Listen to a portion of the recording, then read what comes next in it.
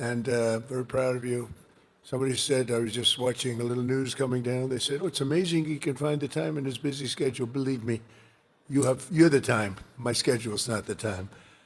Although we do have a couple of interesting things happen. We just had fantastic reports on inflation, way down. Costs of products, way down. We inherited a mess, total mess, and now it's really coming along. We have the greatest numbers that we've ever had. We're hitting all-time high stock numbers. We're hitting all-time high S&P and Dow numbers. You saw that a few days ago at the end of the first year.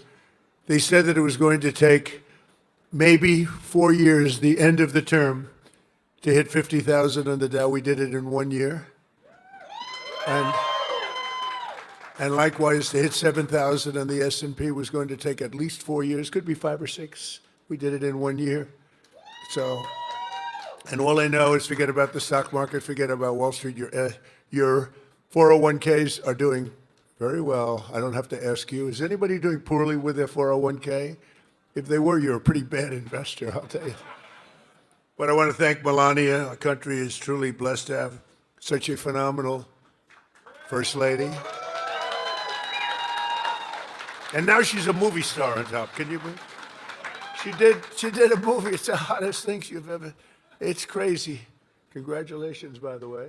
Very good. You know who loves that movie? The ladies. They go see it 3, 4 times. That's what I heard. They go see it with the husband. Husband really likes it a lot, but the women go back and see it. But she's a great First Lady. And I'm thrilled to be back at one of the greatest and most celebrated military bases in the history of the world, Fort Bragg. We have your name back. We got your name back from the radical left. The radical left is not happy about it. It's another reason you have to vote for us, because they'll change it back to whatever it might be.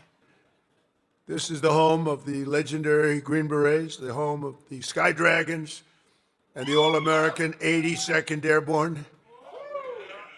And in particular, I hear that we are joined by many exceptional soldiers from the 1st Brigade Combat Team, also known as the Devils in Baggy Pants. What's that all about?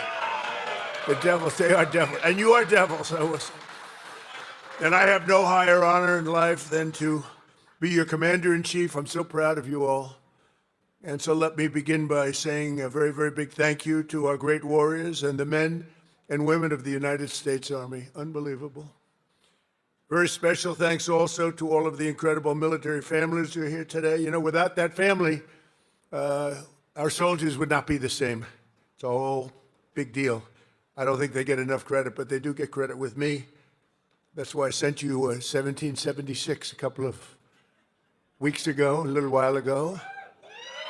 We had a lot of money coming into our country from tariffs, and I said, let's send a little to our, so, you know, they came in, they said, sir, we can do 1,775.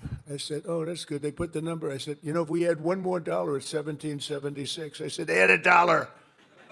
Add $1. Did everybody get 1776? I think so, right? You think the Democrats would have done that? Forget it. But it's really because of your incredible sacrifices to keep America safe and free. There's nobody more respected than the people in this room. We're also joined by General Gregory Anderson, General Brandon Tagmeyer, Secretary Howard Lutnick, Senator Ted Budd, he's doing a fantastic job too. Members of Congress, Mark Harris, Pat Harrigan, Brad Knott, David Rouser, Addison McDowell, and your own congressman from right here in the district, a really great guy, he's a real leader too. Richard Hudson, where are they? Where are they all? Look at them. They're all dressed up. They have to be nice to you because without your vote, forget it. They're out of commission, right, fellas? But what a good job. And Richard, this is your area. Congratulations. He's always bugging me for more money for Fort Bragg. I said, Richard, get off my back. And we're going to do that. You know, they're talking about a big compound, right? And we're going to get that done. We're going to get it done for you. Now, if the Democrats get in, it's not going to happen. I guarantee you that. But we're going to get that done. That's your number one priority, I think. Richard Hudson. So you have another man who is running for the Senate, who is phenomenal. The only thing is, he's not as well known. He was behind the scenes. He was the head of my 3 campaigns. I won all 3 times here by a lot. It wasn't even close. And he was responsible, along with Laura Trump. Laura is fantastic, born here and loves the area, but they work together. But Michael Watley, if he's here, I don't know. Michael, will you come here for a second, please? He's running for the Senate. And if he gets in, you're going to be taken care of. If he doesn't get in, we're going to be stripping the military like they always do, the Democrats. This is a man who was the head of North Carolina. So he did so well that I said, who is that guy that did so well? Because when it came time to picking the head of the Republican Party, I picked him. And you saw what happened in the last election. We won in a landslide. We won every swing state, all 7 swing states. We won by millions of votes, the popular vote. You know, the first time I won, but they say I didn't win the popular vote. You know I did.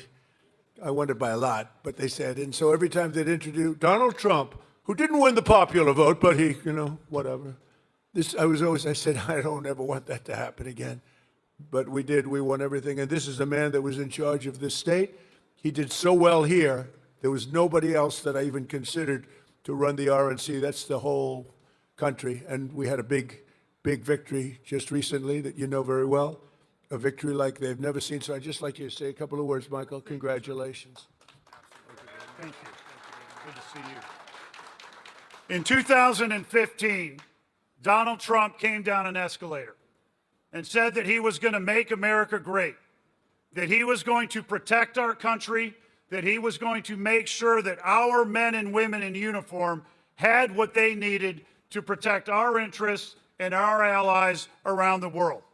And North Carolina stood up and said, that's our guy.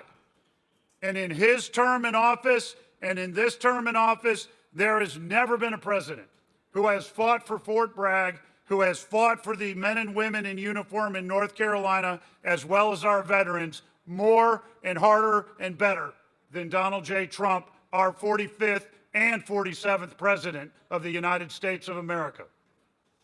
I am thrilled that he has asked me to run for Senate in North Carolina and is giving me an opportunity to represent you and to fight for you and every other base that we have in this great state to protect our interests, to make sure that America and our allies are going to be protected. Because the highest, most important function for any government is to keep its communities and its citizens safe. And we have the best president right now to do that. And I am honored to be with him today. Thank you. Thank you, Michael. Thank you. And the word is he's doing really well. But when I heard they were taking the name Fort Bragg off, I said, no. They're kidding. They're not going to do it. They did. They took the name off. We got it back very quickly. But they took it off. And if we don't win the midterms, they'll take it off again. They'll take it off again. You can't let that happen. And this man is exceptional, I'll tell you right now. So with the help of everyone in this room, America is the strongest military on the face of the earth. We rebuilt it. We really did. We rebuilt it in my first term. We had a great first term. We had the best economy in history, but this is blowing it away. But we had a great economy in the first term. We did everything, but we really created a tremendous military. Now, some of it was given away, actually a lot, but small compared to what we did to Afghanistan. You remember that, where they left all the military equipment behind? We wouldn't have left anything. We would get out with dignity and strength, respect. We looked like we were running. We don't run from anybody. That was a Biden embarrassment. What a terrible president. But we came back and we already have rebuilt our military to stronger than it was even then. And we don't leave equipment behind. We don't leave jets behind. I said, why do you leave those jets behind? Sir, I thought it was cheaper to leave it behind. You know, $150 million plane. All they had to do is put a little jet fuel in there and fly it to wherever they want to fly it. These people were the worst. We can't let it happen again. Our military, if the Democrats get in, will be severely misserved. But we rebuilt it in my first term, and now we're making it stronger, bigger, and better than ever before. The recruiting is through the roof. You know that. After years of recruiting shortfalls, as an example, new enlistments have soared to record highs. We had, a year and a half ago, nobody wanted to join the military. They didn't want to join the Army. You know that. It was like Terrible.